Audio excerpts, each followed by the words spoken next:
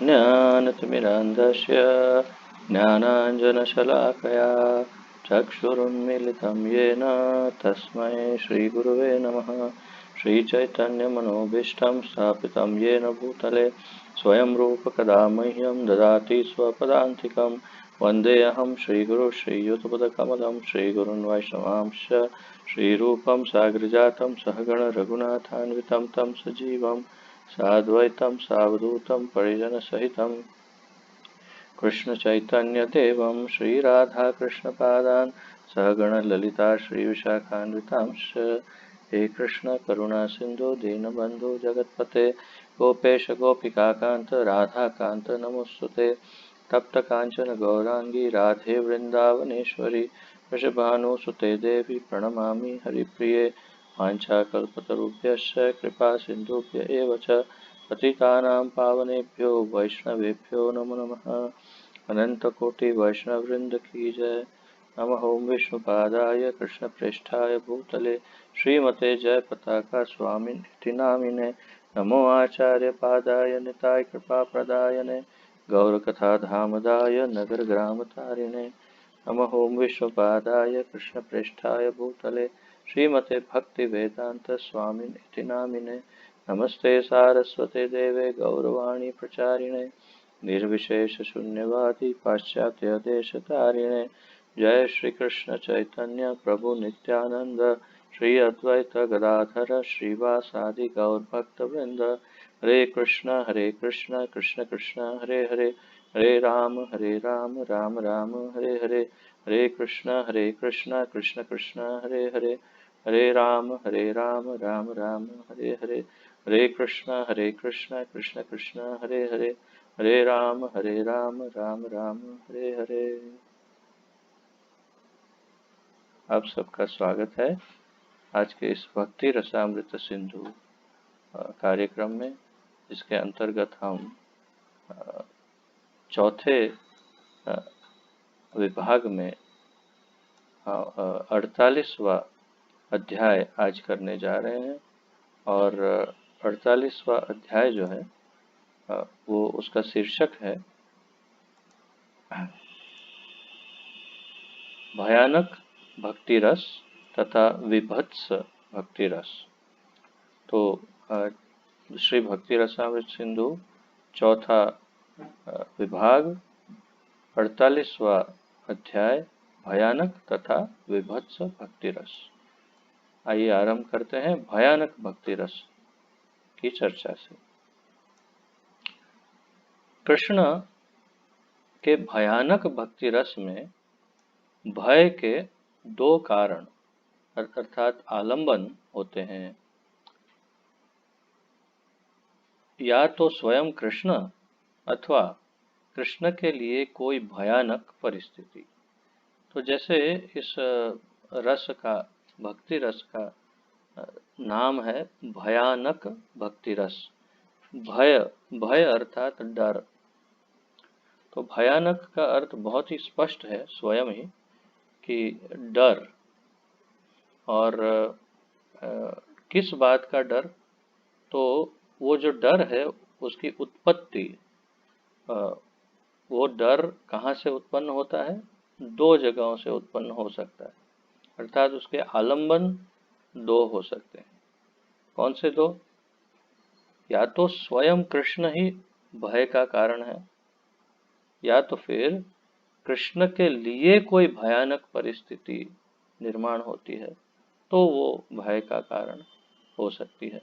तो अर्थात यदि आप इसको और विस्तार से समझने का प्रयास करें तो जहाँ पर कृष्ण के ऊपर संकट आया तो हमें भय लग सकता है भक्तों को, तो वो एक भयानक भक्ति रस हो सकता है। या फिर कृष्ण से भय लग रहा हो, अर्थात कृष्ण से तात्पर्य कृष्ण से नहीं परंतु कृष्ण उस भय के कारण हो। तो इस बात को स्पष्ट समझिएगा, कृष्ण से नहीं, कृष्ण के कारण भय जो उत्पन्न हो रहा है, अर्थात कृष्ण से भय नहीं है। ये बात आप इस तरह कहीं गलती से ना समझ लें, इसलिए स्पष्ट कर रहा हूँ। तो कृष्ण उस भय की उत्पत्ति के कारण है और इसके लिए भय लग रहा है। तो इसके अनेक उदाहरण यहाँ पर रूप गोस्वामी दे रहे हैं, तो एक के बाद एक हम स्टडी करेंगे।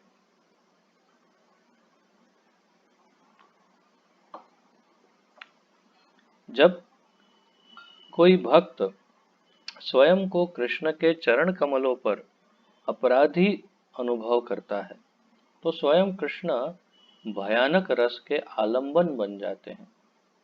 और जब प्रेम वश कृष्ण के मित्र तथा उनके हितैषी उनके लिए किसी संकट की आशंका करते हैं तो यही परिस्थिति उनके भय का आलंबन बन जाती है। जब ऋक्षराज कृष्ण के समक्ष उनसे लड़ रहे थे, ऋक्षराज अर्थात जामवान, तो जामवान जी जो रीछों के राजा ऋक्षराज माने जाते हैं और जिन्होंने श्री रामा अवतार में भगवान श्री रामचंद्र की सहायता की थी रावण के सामने युद्ध करने में, उस युद्ध के अंदर ऋक्षराज को इतना मौका नहीं मिला था अपना बल जो है उसको दिखाने का, प्रदर्शित करने का। तो क्या हुआ कि उसी समय वे लगभग बहुत ही बूढ़े हो चुके थे, बहुत बूढ़े अर्थात 2 युग उन्होंने देख लिए थे और फिर मतलब ये दूसरा युग देख रहे थे वो, और फिर उनको द्वापर के अंत तक जीवित रहने का वरदान है। अच्छा, ये ब्रह्मा जी के पुत्र भी है, तो उनके अंदर अतुल बल है और उनको उस समय सबने कहा कि आप थोड़े बूढ़े हैं, तो उनको एक वरिष्ठ भक्त के एक सीनियर की तरह उनको हमेशा ट्रीटमेंट करते थे सब। और काफ़ी नवयुवान युवान उस टाइम पे थे, हनुमान जी और बाकी सारे अंगद आदि। तो ऋक्षराज जामवान जी को युद्ध में बहुत ज़्यादा मौका नहीं मिल रहा था। फिर उनके अंदर एक कामना थी और वो कामना थी कि मैं ऐसी लड़ाई लड़ूं कि मेरे अंदर की जो शक्ति है उसका उपयोग हो, परंतु वो कामना पूर्ण नहीं हो पाई। तो भगवान ने उनको वरदान दिया कि ठीक है, द्वापर में मैं आपसे युद्ध करूंगा स्वयं ही, और तब आपके अंदर की ये जो शक्ति है उसका उपयोग जो है उसका आपको संतोष प्राप्त हो जाएगा। तो फिर इसके अंदर वो समंतक मणि की पूरी कथा साथ में जुड़ती है कि कैसे समंतक मणि वो सत्राजीत ने, वो पूरी कथा आप वैसे तो जानते हैं, लेकिन सत्राजीत के भाई जो हैं वो सामंतक मणि लेकर के जंगल में गए और वहाँ पर उनको शेर ने मार दिया, शेर को ऋक्षराज जामुन ने मार दिया और मणि लेकर के अपनी गुफा में चले गए। और कृष्ण ढूंढते ढूंढते वहाँ पहुँचे और गुफा में देखा तो उनकी छोटी पुत्री जैसे खिलौने से खेलते हैं वैसे ये मणि के साथ खेल रही थी, गेंद जैसे। तो फिर उतने में जामवान जी आए और उन्होंने ललकारा कृष्ण को। कृष्ण ने चुनौती स्वीकार की और दोनों के बीच में युद्ध आरंभ हुआ। तो लगभग लगभग 1 आध महीने के आसपास उनका युद्ध चलता रहा, ऐसे कहते हैं। और जामवान जी के शरीर के एक एक पुर्जे अर्थात कि एक एक जॉइंट, एक एक हड्डी, एक एक पसली सब जब ढीले हो गए और फिर उनको अचानक ऐसे लगने लगा युद्ध करते करते कि ये कोई साधारण व्यक्ति तो इस तरह से 1 महीने तक मुझसे युद्ध नहीं कर सकता, और मैं थक रहा हूँ अब धीरे धीरे धीरे धीरे हार रहा हूँ और ये तो बिल्कुल थकते और हारते नहीं। तब उनको अचानक एकदम लाइट, जबकि कि अरे ये तो भगवान है। और जब उनके हृदय में ये भाव स्पष्ट हो गया ये तो भगवान है, तो भगवान ने उनका अंतःकरण, तो भगवान सबके मन जानते हैं, तो उनके विचार पढ़ के तुरंत उन्हें जवाब दिया। तो जो डायलॉग है वो यहाँ पर रूप गोस्वामी ने वर्णित किया है। तो हाँ, जब ऋक्षराज कृष्ण के समक्ष उनसे लड़ रहे थे तो सहसा उन्हें लगा कि ये तो भगवान है। अचानक उन्हें ये एहसास हो गया। तब कृष्ण ने उन्हें इस प्रकार संबोधित किया, हे ऋक्षराज, तुम्हारा मुख सूख क्यों गया है? तुम मुझसे भयभीत ना हो। तुम्हारे हृदय को इस तरह कांपने की आवश्यकता नहीं है। अपने स्वयं को शांत करो। मैं तुम पर क्रुद्ध नहीं हूँ, किंतु तुम मुझ पर जितना चाहो अ, उतना क्रोध जता सकते हो। तुम मुझसे युद्ध करते रहकर अपनी सेवा का विस्तार कर सकते हो और मेरे खिलवाड़ को बढ़ा सकते हो। तो यहाँ पर आलम्बन कृष्ण है, भयानक भक्ति रस का। परंतु यहाँ पर एक विशेष बात यह है कि डर भगवान से लग रहा है। भगवान से, देखिए इसमें भी फिर से एक सोचने वाली बात है कि ये वो डर नहीं है जैसे भूत आया तो भूत से डर लग रहा है, या बंदर आपके ऊपर अटैक कर रहा है बंदर से डर लग रहा है। ये उस प्रकार का, या चोरी हो रही है, कोरोना हो जाएगा बोल के डर लग रहा है, ये जो डर है उस प्रकार का ये डर नहीं है। इस डर में क्या अंतर है कि भगवान के प्रति हमारा कुछ अपराध ना हो जाए। हम भगवान को इतना प्रेम करते हैं, इतने इतने उनकी सेवा चाहते हैं। हम चाहते हैं कि हम उनकी सेवा करें और हमसे कुछ ऐसा ना हो जाए कि जिससे उनका कुछ मान भंग हो या उनको दिल को, हृदय को ठेस पहुंचे, उनको दुख हो, उनको अच्छा ना लगे।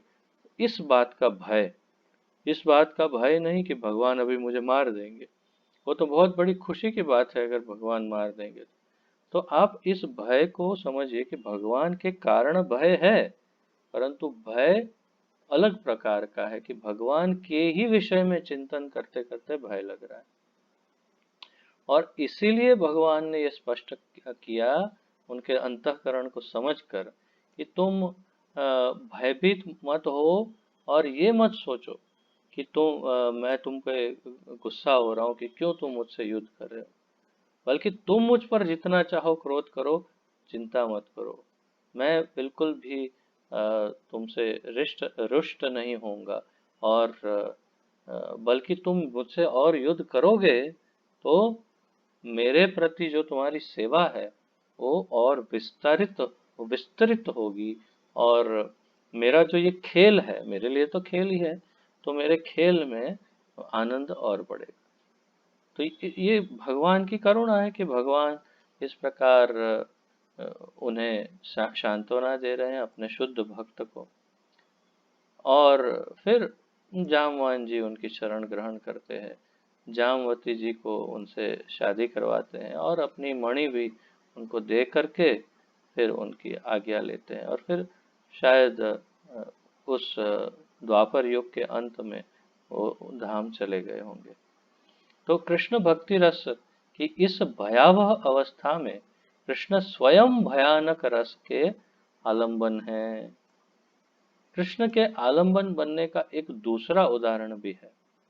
जब यमुना नदी में कालिया नाग बाल कृष्ण द्वारा अत्यधिक मर्दित हो चुका तो उसने भगवान से कहा, तो बहुत ही उसका दमन हुआ, बहुत ही उसको मारा। कालिया को तो इतना मारा कि उसका सारा का सारा जहर, एक एक बूंद सब निकल गया। जब जहर निकल गया तो संपूर्ण रूप से अपनी चेतना में वापस आया कालिया, होश में आया।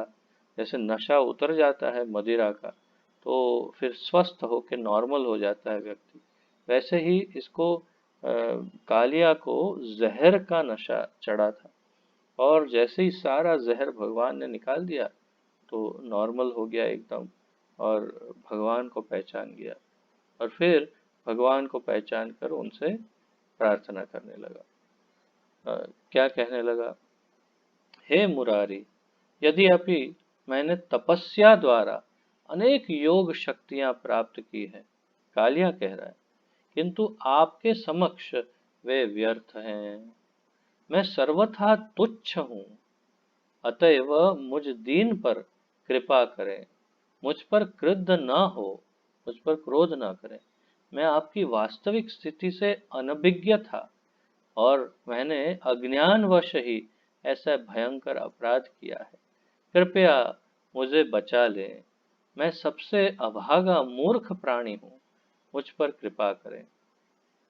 तो ये भयानक भक्ति रस का एक अन्य उदाहरण है। इसमें भी आप देखेंगे कि भगवान ही भयानक भक्ति रस का आलंबन है, कारण है, उत्पत्ति का कारण है, मतलब कृष्ण से ही भय लग रहा है। परंतु इसमें भी आप देखेंगे तो कालिया की बातों में ये स्पष्ट हो रहा है कि वो भगवान के प्रति उसका प्रेम जागृत हो गया। तो आगे हमें आचार्य बताएंगे कि वास्तव में ये प्रेम ही जागृत हो रहे हैं ये सब में। तो यहाँ पर उनको प्रेम जागृत हो गया भगवान के प्रति, और अपनी तुच्छता जो है उसे उन्होंने समझ लिया कि मैंने बहुत योग शक्तियाँ प्राप्त की है, परंतु मैं बहुत तुच्छ हूँ, मेरी कोई भगवान के सामने क्या तुलना है। और फिर भगवान ने सिद्ध भी किया कि इतने शक्तिशाली नाग को मार मार के जहर पूरा निकाल के शांत कर दिया। तो फिर क्षमा मांग रहे हैं कि मुझ पर क्रोधित नहीं हो आप, मुझ पर दया करें, मुझ पर मुझे बचा लें, अर्थात कि इस भव सागर से उद्धार करें। और फिर भगवान उनके सर पर जो उन्होंने पैर चरणों का की छाप छोड़ी थी, तो उसके कारण ये शुद्ध भक्त बन करके फिर उनको वहाँ से विदा करते हैं, उनको मुक्त करते हैं। तो देखिए जहाँ पर आगे बताएंगे हमारे आचार्य कि जैसे कंस जैसे असुरों का जो भय है कृष्ण से, उस भय में और इस भय में कंस जैसे असुरों के भय में और जामवान जी के भय में बहुत बड़ा अंतर है। ये क्या कहते हैं, भयानक भक्ति रस है, और कंस का भय भक्ति रस नहीं है। तो उसका जो भय है वो वास्तविक भय है, मृत्यु का भय या दुश्मनी का क्या कहते हैं उसे, द्वेष का भय, क्रोध का भय, हर प्रकार से भगवान के विपरीत भय है वो। और इसलिए उसमें और इसमें बहुत बड़ा अंतर है। तो कालिया का भय भी भक्ति रस में हमारे आचार्यों ने माना है। जब केशी असुर बहुत बड़े अश्व का रूप धारण करके एक वृक्ष से दूसरे पर कूद कूद कर वृंदावन में उत्पात मचा रहा था, तो यशोदा जी ने नंद महाराज से कहा, हमारा बेटा बड़ा चंचल है, अच्छा हो कि हम इसे कमरे में भीतर बंद करके रखें। विशाल घोड़े का रूप धरने वाले केशी असुर द्वारा किए जा रहे हाल ही के उत्पातों से मैं अति अधिक चिंतित हूँ।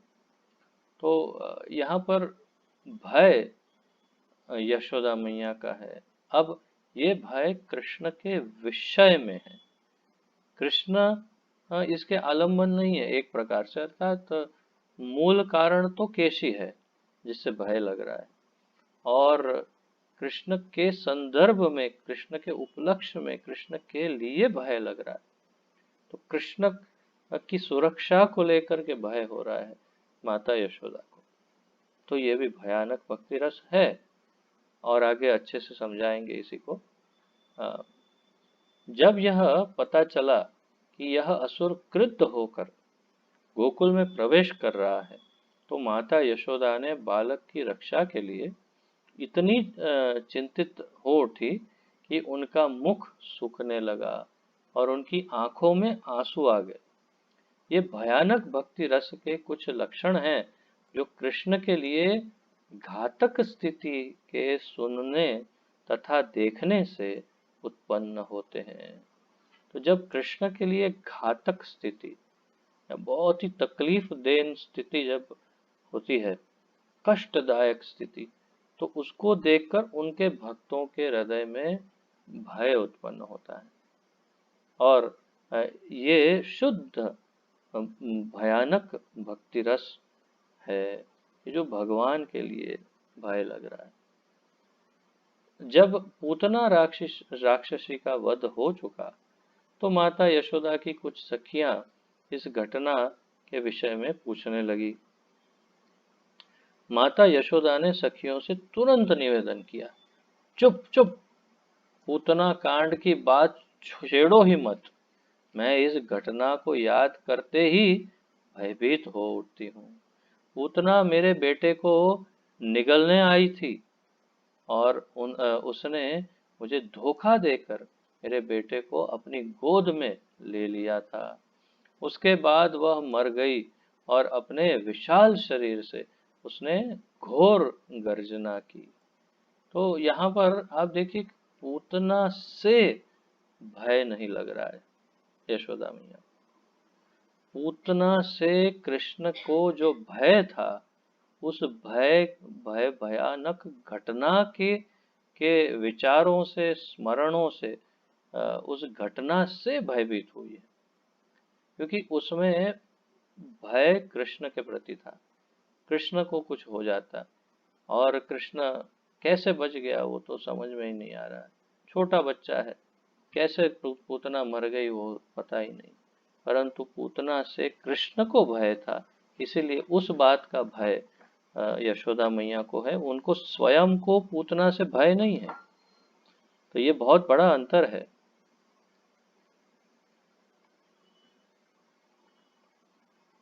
उदाहरण के तौर पे, जैसे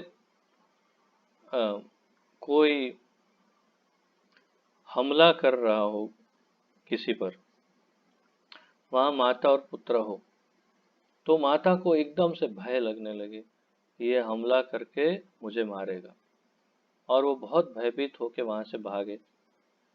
ये एक स्थिति है। और दूसरा कि अचानक उसको, वो हमलावर को देख करके माता को बहुत भय लगे कि मेरे बेटे पर यह आक्रमण करेगा, और इसलिए वो उस आक्रमणकारी के सामने हो जाए और अपने बेटे को भगा दे वहां से। तो ये अंतर इस घटनाओं में, इन सारी घटनाओं में अंतर यही है कि स्वयं को भय नहीं लग रहा है, कृष्ण के ऊपर संकट है उससे भय लग रहा है। तो इसीलिए ये भक्ति रस है। अगर स्वयं को भय लगता तो ये भक्ति रस नहीं कहलाता। भयानक भक्ति रस के यहाँ पर मेरी किताब में लिखा है व्याभिचारी भाव। तो ये कुछ तो भी गलती हुई है इस अनुवादक महोदय की, कि 2 बार व्याभिचारी भाव यहाँ लिखा है, परंतु प्रभुपाद जी ने कहीं भी व्याभिचारी भाव शब्द का उपयोग नहीं किया। ये कुछ अनुवाद में गड़बड़ कर दी है इन्होंने। इंग्लिश में कोई और वर्ड है दूसरा, जिसका अनुवाद इन्होंने व्याभिचारी करने का प्रयास किया, या तो भूल से व्याभिचारी भाव लिख दिया होगा, क्योंकि अब अगला जो है वो व्याभिचारी भाव आएगा आगे।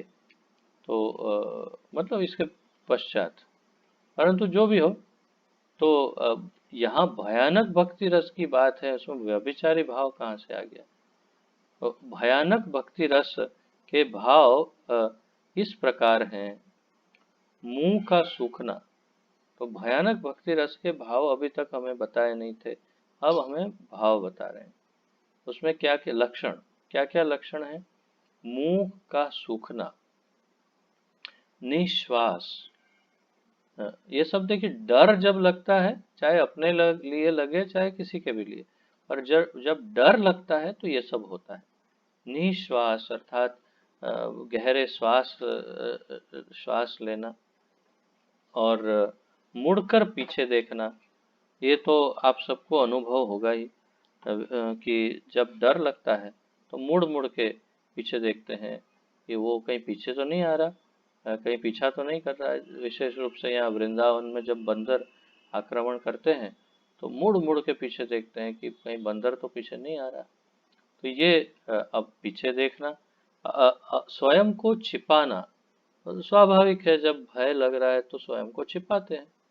मोह, संकट में पड़ी प्रिय वस्तु को ढूंढना, और जोर जोर से चिल्लाना, ये सब भय के लक्षण। जोर जोर से चिल्लाने का अनुभव तो लगभग सभी को होगा ही।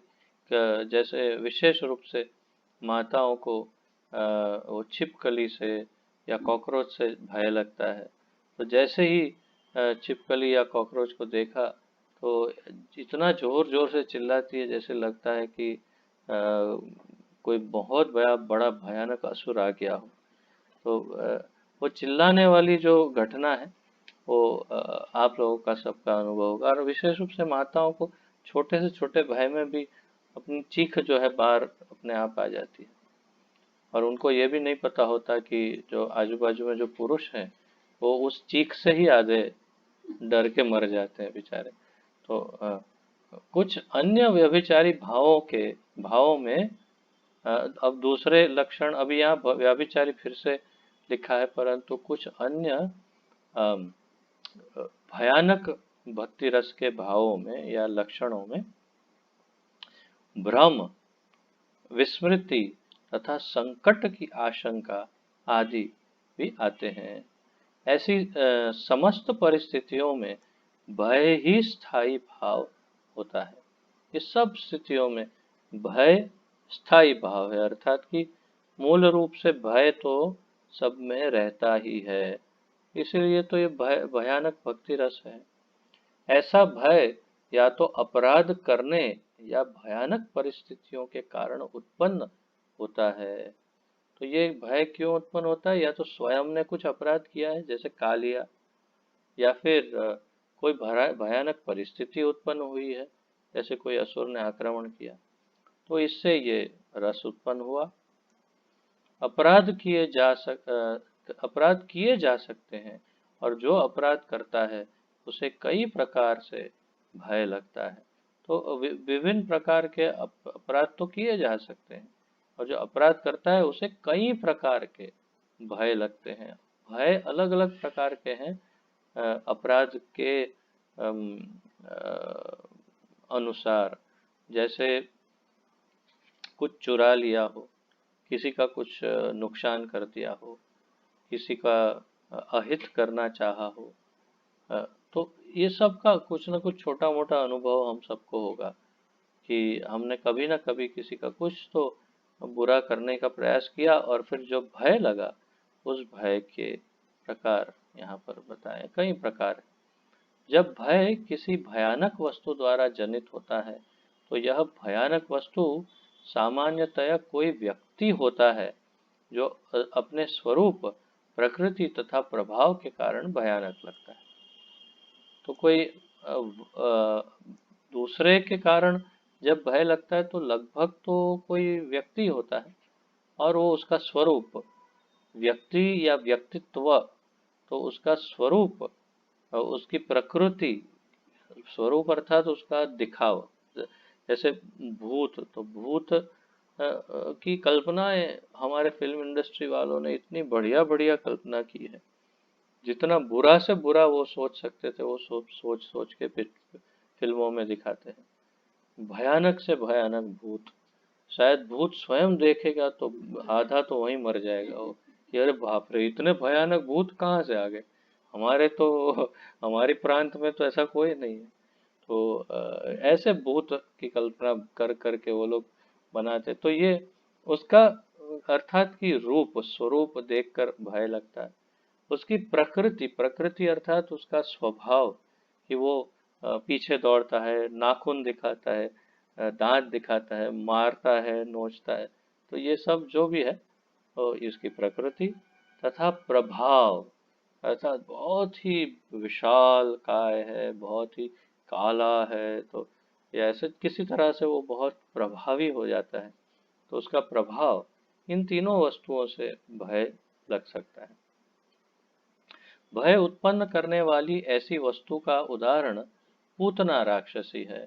अब पूतना राक्षसी से बढ़िया और क्या उदाहरण दे सकते हैं, क्योंकि इतनी लंबी कितना 12 मील, 12 माइल्स, 12 माइल हमने गिनती किया था, about 19 point something 20 miles kilometre. अब 20 किलोमीटर लगभग लंबी उतना थी। तो मतलब गिरिराज की पूरी परिक्रमा हम करते हैं 21 किलोमीटर की।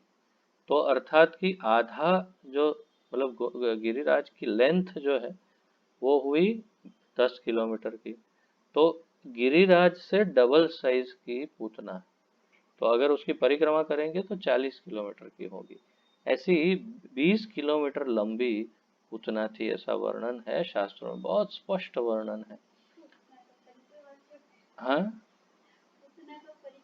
पूतने के परिक्रमा का प्रश्न ही नहीं है, परंतु वो ब्रजवासियों ने फिर उसका शरीर काट के जलाया था। तो मैं वही कल्पना कर रहा था कि 40 किलोमीटर 20 किलोमीटर लंबी किसी वस्तु का काट के उसको जलाना, वो कैसे किया होगा ब्रजवासियों ने, कितने महीने लगे होंगे उसको करने। तो तात्पर्य यह है कि पूतना का उदाहरण दिखने में अत्यंत भयानक, उसका सब वर्णन भी है शास्त्रों में, और हर प्रकार से जो है उसका व्यक्तित्व भी बहुत ही भयानक। तो दुष्ट आसुरी पात्रों यथा कंस द्वारा भी भय उत्पन्न हो सकता है, और यह इंद्र या शिवजी जैसे शक्तिशाली देवताओं द्वारा भी उत्पन्न किया जा सकता है। तो भय दुष्ट आसुरी पात्रों, कंस जैसे पात्रों से भी भय उत्पन्न किया जा सकता है, और इंद्र और शिवजी जैसे शक्तिशाली देवताओं द्वारा भी भय उत्पन्न किया जा सकता है। तो भय किसी से भी उत्पन्न हो सकता है। एक बच्चे को अपनी माँ से भय लगता है ना, जैसे कृष्ण को दामोदर लीला में माता यशोदा से कितना भय लगा, कांपने लगे, और वो देख के माता यशोदा ने लकड़ी फेंक दी। तो भय लगा अपनी माँ से, तो किसी से भी भय लग सकता है, वो परिस्थिति पर आधारित है। कंस जैसे असुर कृष्ण से भयभीत रहते थे, किंतु उनके भावों को भयानक भक्ति रस नहीं कहा जा सकता। तो कंस जैसे असुरों को जो कृष्ण से भय लगता था, उसे भयानक भक्ति रस नहीं कह सकते। ये बहुत बड़ा अंतर है।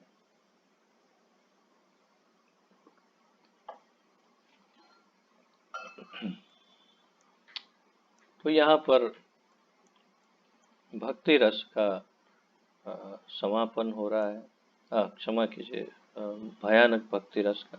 और अब विभत्स भक्ति रस का वर्णन। पहले चेतावनी दे देता हूँ कि इसमें जो आएगा वो सब आपको बहुत ही जैसे हमारी सामान्य भाषा में कहते हैं गंदा लग सकता है, बहुत ही एकदम आपको कुछ ऐसे लग सकता है कि कैसा वर्णन है। तो इसीलिए इसका नाम विभत्स है। बहुत ही अंदर जो गंदगी है उसका कुछ वर्णन है। तो आप थोड़ा सावधान रह के सुनिएगा। विशेष रूप से माताओं को तकलीफ होती है ऐसा सब सुनकर। तो जो भी हो, परंतु बहुत ज़्यादा कुछ ऐसा नहीं है, परंतु है थोड़ा बहुत। अब जो सत्य है वो तो आचार्य लिखेंगे ही। तो सुनते हैं। प्रामाणिक सूत्रों से पता चलता है, प्रभुपाद जी कह रहे हैं प्रामाणिक सूत्रों से, अर्थात कि प्रामाणिक सूत्र क्या है? हमारे शास्त्र और हमारे पूर्ववर्ती आचार्यों द्वारा लिखा हुआ जो भी है उस सब से पता चलता है कि जुगुप्सा के कारण कृष्ण के प्रति आसक्ति से विभत्स रस प्रकट होता है। कृष्ण के प्रति ऐसा प्रेम अनुभव करने वाला व्यक्ति प्रायः शांत रस दशा को प्राप्त हुआ रहता है। तो ये महत्वपूर्ण है कि कृष्ण के प्रति ऐसा प्रेम अनुभव करने वाला, तो ये प्रेम अनुभव है विभत्स रस, और उसका अनुभव करने वाला व्यक्ति पहले शांत रस दशा को प्राप्त हो चुका है। और शांत रस में से धीरे से अब विभत्स रस तक पहुंचा है। तो विभत्स भक्ति रस का एक उदाहरण इस प्रकार है। यह व्यक्ति पहले पूर्णतया भोग विलास तथा इंद्रिय तृप्ति में रुचि लेता था और इसने अपनी काम वासनाओं की पूर्ति के लिए स्त्रियों को ठगने में निपुणता प्राप्त की थी, जिसे अंग्रेजी में कहते हैं फ्लर्टिंग।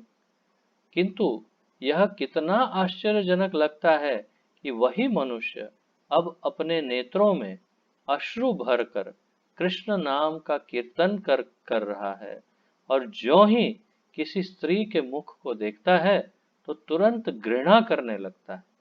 उसकी मुख मुद्रा से मुझे लगता है कि अब वह विषय जीवन से घृणा करने लगा है।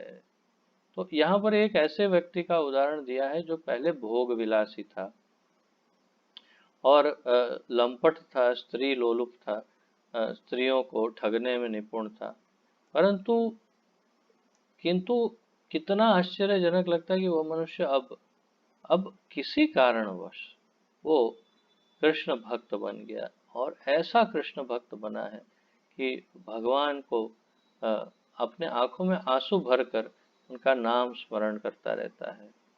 और जब किसी स्त्री को देखता है तो स्त्री यहाँ ये शब्द सूचक शब्द है। स्त्री का अर्थ है भोग विलास। तो जैसे किसी भोग विलास को देखता है, भोग विलास की कामना करता है या उसका चिंतन करता है, तो उसको घृणा होने लगती है। स्त्री विशेष से उसे कोई प्रॉब्लम नहीं है, बड़ा आदर करता होगा वो स्त्रियों का, परंतु स्त्री का अर्थ है कि भोग विलास को जब देखता है तो उसे बहुत घृणा हो जाती है। उसकी मुख मुद्रा से लगता है, अब देखो इसकी मुख मुद्रा से पता चलता है कि विषय जीवन से घृणा करने लगा है। अब उसे इंद्रिय सुख भोग विलास में कोई रुचि नहीं है। ये उसके मुख मुद्रा से, मुख मुद्रा, चेहरे के ऊपर जो भाव है उससे स्पष्ट पता चलता है। विवत्स भक्ति रस के अनुभव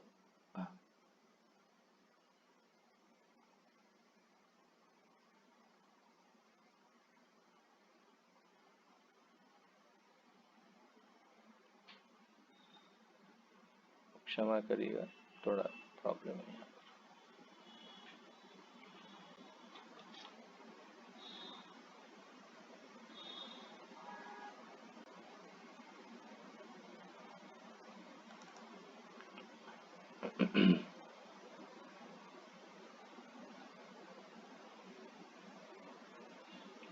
तो और भी यहाँ पर उदाहरण देंगे हमें विभत्स भक्ति रस के। तो विभत्स भक्ति रस के अनुभवों में अपने पूर्व जीवन के विचार मात्र पर थूकना, मुंह मरोड़ना, बिचकाना, नाक बंद करना और हाथ धोना सम्मिलित है। विभत्स भक्ति रस के अनुभव क्या है? पूर्व जीवन के विचार मात्र से, पहले के जीवन में क्या किया था उसको सोच करके थूकना, एकदम से ऐसा लगता है क्या करता था मैं, जैसे कुछ अनुचित वस्तु खाते थे पहले, मांसाहार करते थे, तो उस मांसाहार का विचार करके अचानक छी छी छू छू छू करके थूक लेते। अब वही बड़े आनंद से पहले खाते थे। फिर मुंह मरोड़ना, अरे ऐसे ऐसा। नाक बंद करना, पहले का विचार ही आया है केवल, नाक बंद कर ले, अरे छी छी छी छी। और हाथ धोना सम्मिलित है।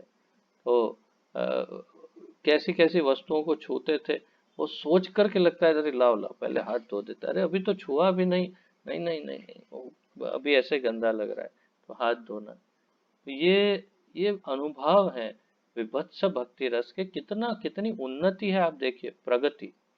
शायद आप में से कुछ भक्तों को इसका अनुभव हो सकता है जो पहले मांसाहार आदि करते हो, और फिर त्याग किया, और अब एक घृणा उसके लिए डेवलप हो गई हो आप लोगों को, तो आप लोग ऐसा अनुभव करते हो कि पहले जिस वस्तु के लिए एकदम लगता था अरे वाह क्या बात है, बहुत अच्छा, और अब किसी और को देखते हैं तो ऐसी घृणा होती है, छी छी छी, क्या खा रहा है। तो ये अ, भक्ति में बहुत ही अच्छी प्रगति का ये लक्षण है, अनुभाव है विभत्स भक्ति रस के। तो ये बहुत अच्छी बात है, इसमें कोई कुछ बुराई नहीं। इसमें शरीर में कंपन होना, शरीर को बलात् मरोड़ना तथा पसीना आना भी देखे जाते हैं, ये भी उसमें सम्मिलित है। अन्य लक्षण है, और भी लक्षण है, लज्जा अर्थात शर्म, थकान, उन्माद, मोह, निराशा, दैन्य, आत्मग्लानि, चंचलता, उत्सुकता तथा स्तंभ।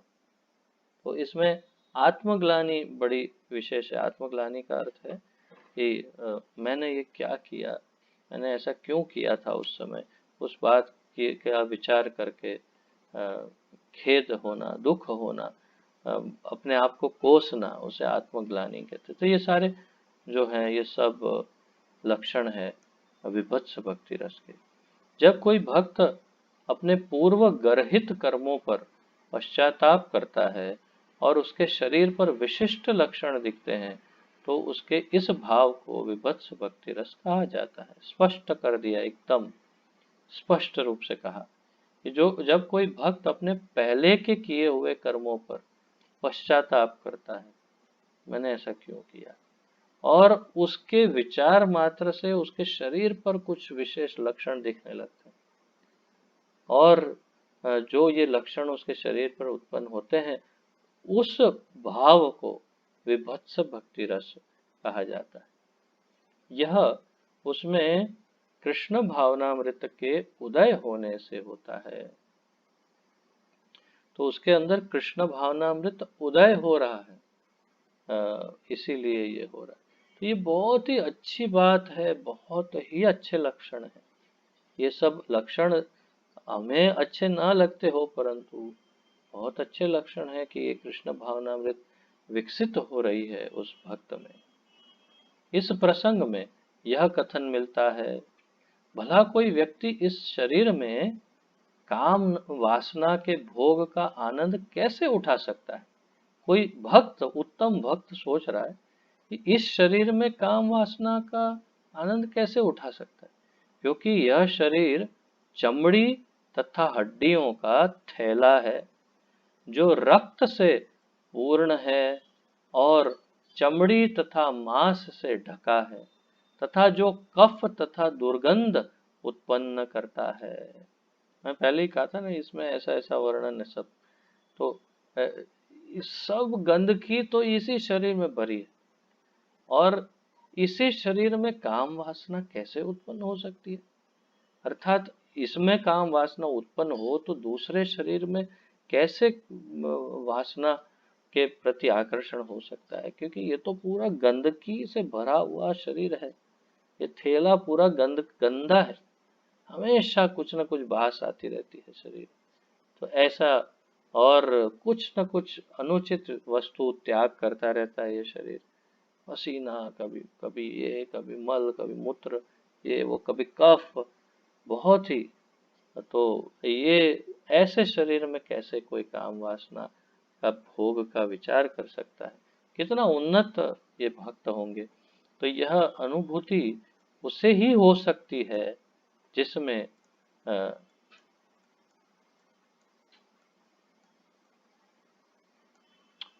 कृष्ण भावनामृत जागृत हो चुकी हो, और जो इस भौतिक शरीर का अधम अवस्था से भली भांति अवगत हो चुका है।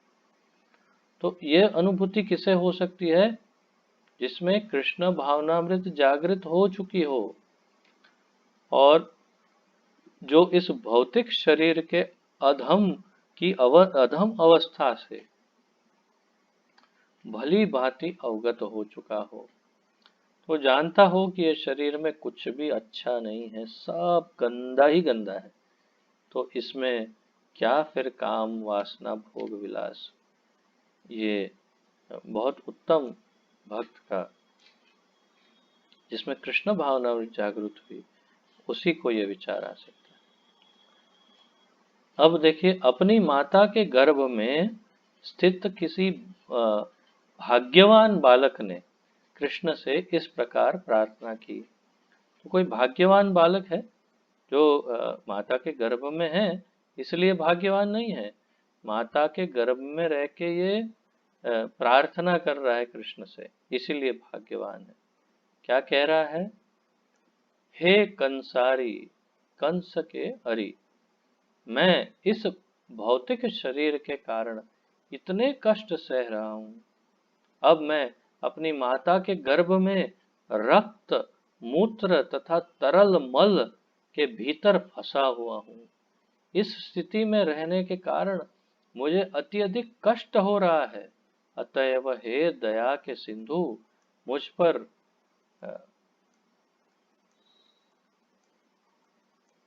दयालु हो। आपकी सेवा में संलग्न होने की शक्ति मुझ में नहीं है, किंतु आप मुझे बचा लें। तो प्रभुपाद बताते हैं कि जब बच्चा गर्भ में होता है, तब उसकी चेतना विकसित होती है और वो अपने स्वयं को अच्छी तरह देख सकता है इस स्थिति में, और वो भगवान से प्रार्थना करता है कि मैं ऐसा उल्टा लटक रहा हूँ, पूरा मल मूत्र से घिरा घिरा हूँ। ये तो भागवत में बहुत अच्छा, बहुत स्पष्ट और बहुत लंबा वर्णन है।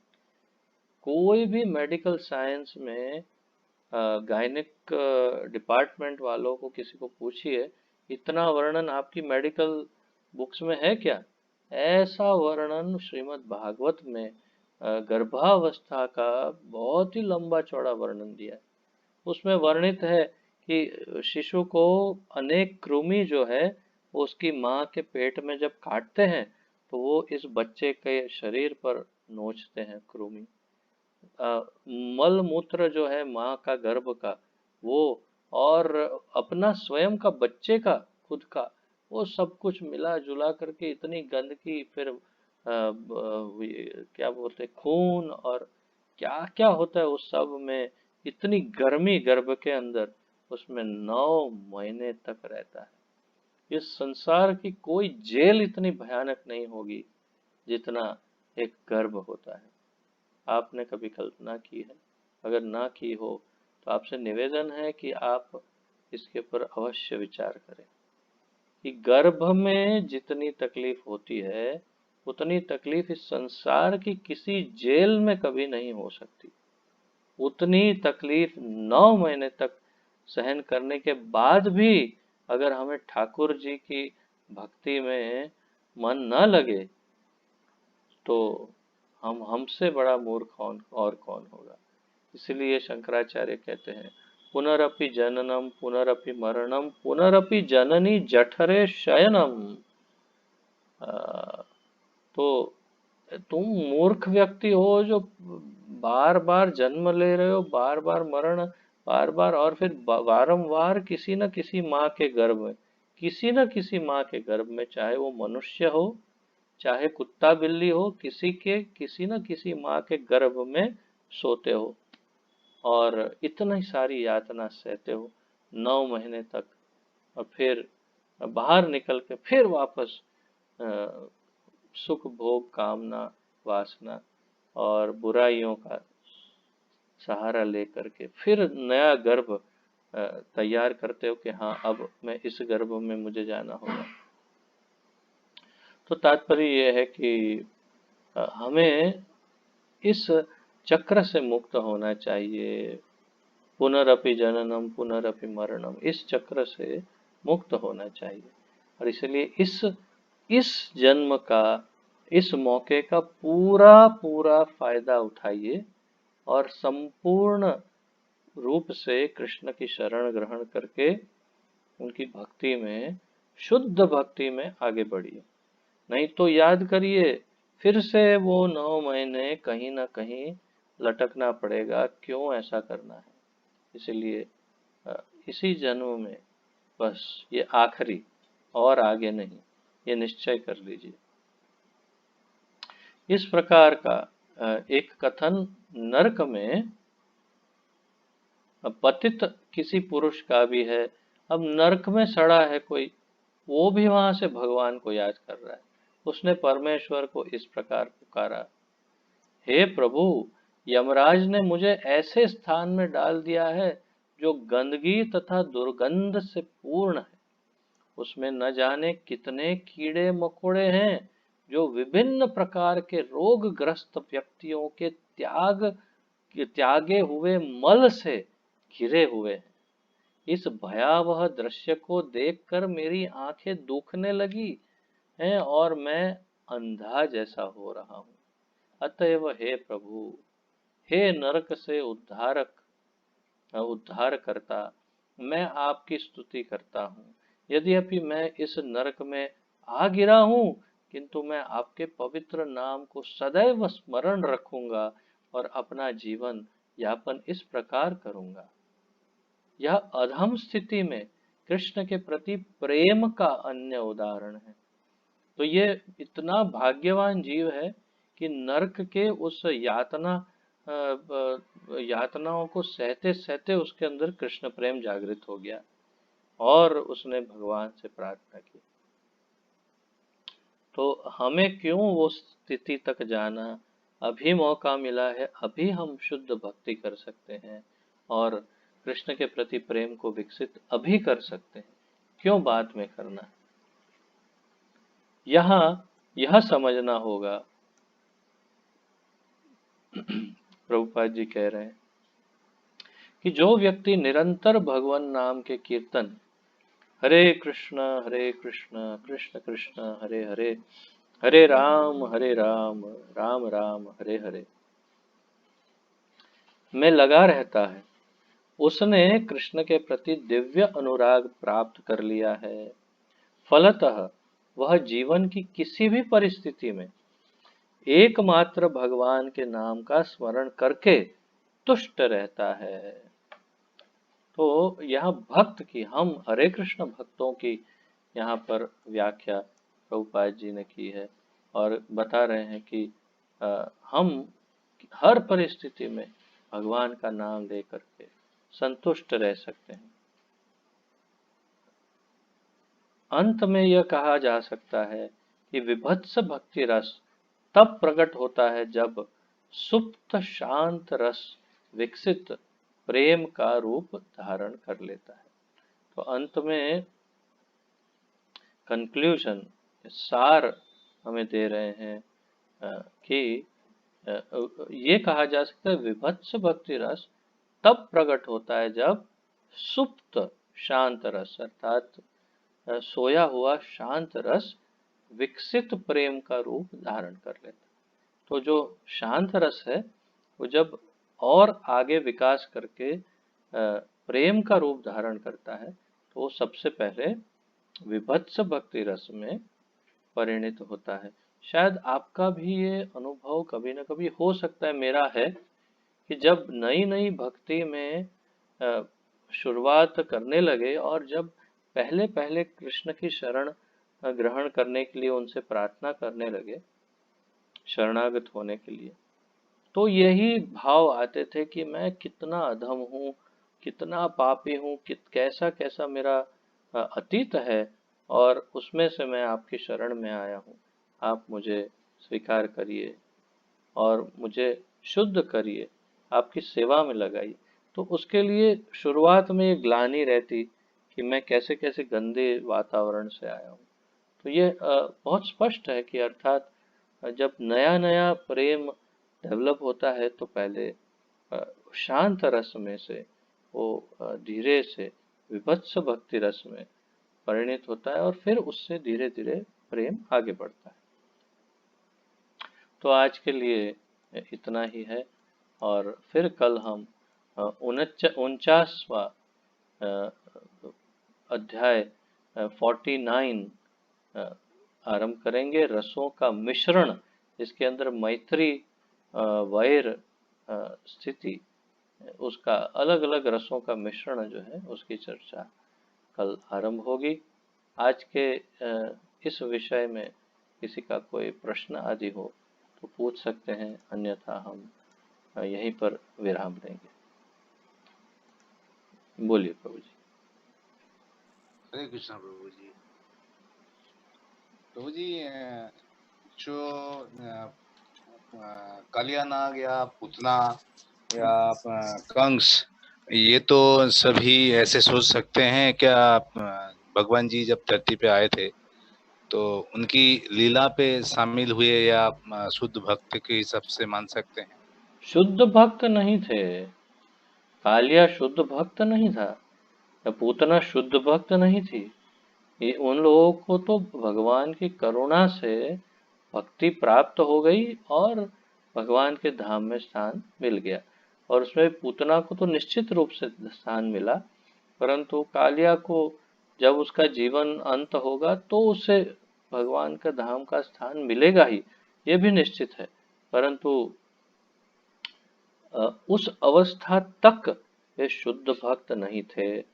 परंतु ये हो सकता है कि भगवान का मार खाने के बाद उसके अंदर शुद्ध भक्ति जागृत हो गई, मार खाके खाके, ये संभव है।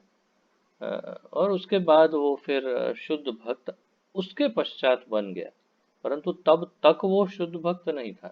पूतना का भी वही है कि उसके अंदर शुद्ध भक्ति तो बिल्कुल ही नहीं, भक्ति ही नहीं थी भगवान के प्रति, बल्कि अत्यंत द्वेष था, और उस द्वेष के कारण वो उसे उन्हें मारना चाहती थी।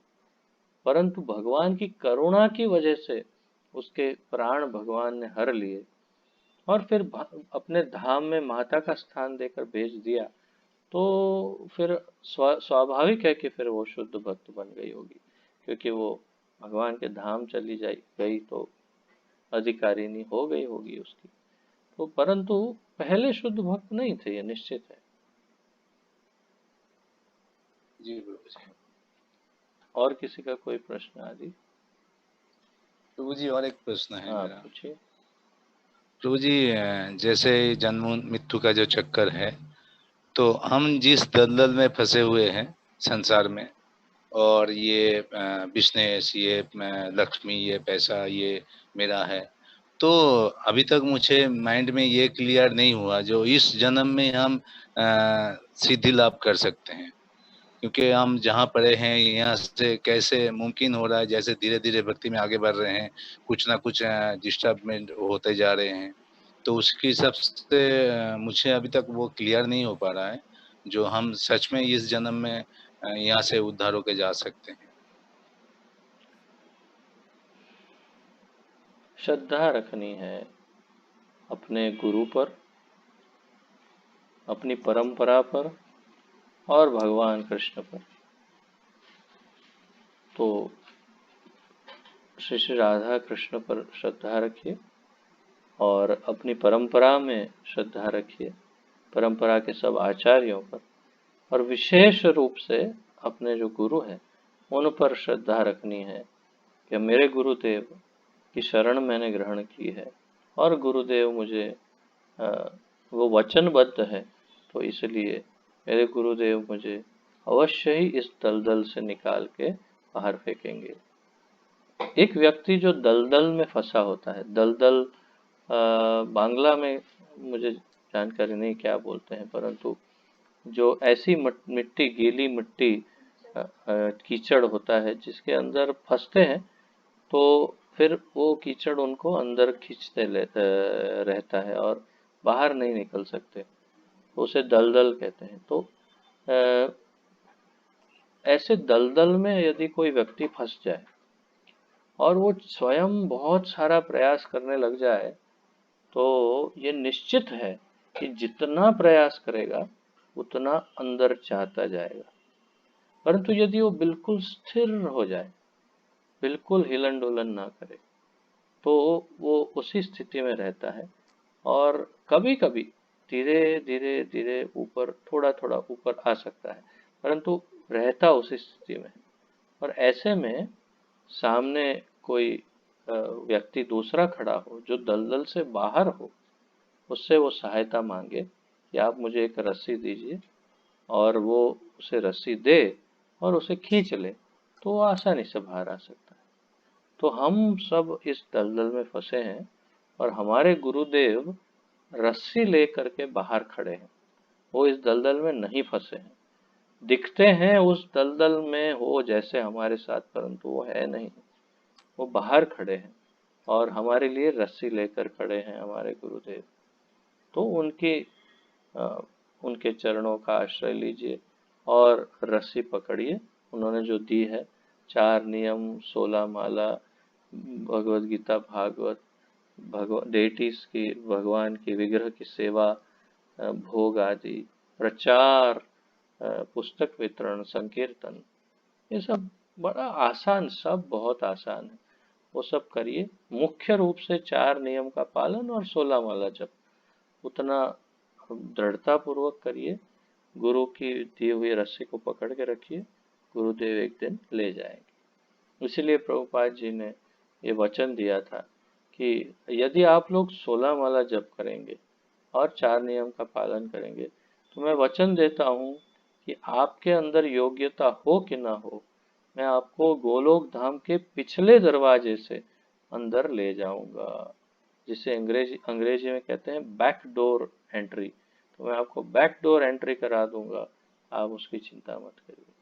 तो हमारे आचार्य ने जब वचन दिया है और जिम्मेदारी ली है, तो पहले इच्छा डेवलप कीजिए, हृदय में इच्छा डेवलप कीजिए कि मुझे भगवान के की नित्य सेवा में, उनके धाम, उनके उनकी सेवा में जाना है। और फिर गुरुदेव के दिए हुए नियमों का पालन कीजिए, रस्सी को पकड़ लीजिए, तो अवश्य ही हम कैसी भी परिस्थिति में क्यों ना हो, हमारी समझ से परे हो वो स्थिति, लेकिन उससे हम उबर जाएंगे, ये निश्चित बात है। हम अपने आप नहीं निकल पाएंगे। ठीक है। जी गुरु। और किसी का कोई प्रश्न?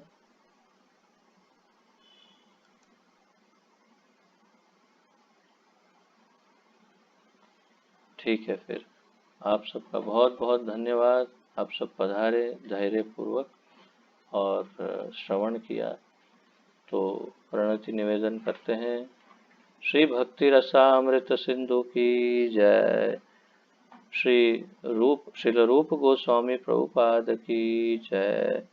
पतित पावन अभय चरणारविंद भक्ति वेदांत स्वामी श्रील प्रभुपाद की जय। गुरु महाराज की जय। आप सब भक्तों की जय हो। निताय गौर प्रेमानंदे। हरि हरि बोल। हरे कृष्ण। आप सबको दंडवत प्रणाम। धन्यवाद।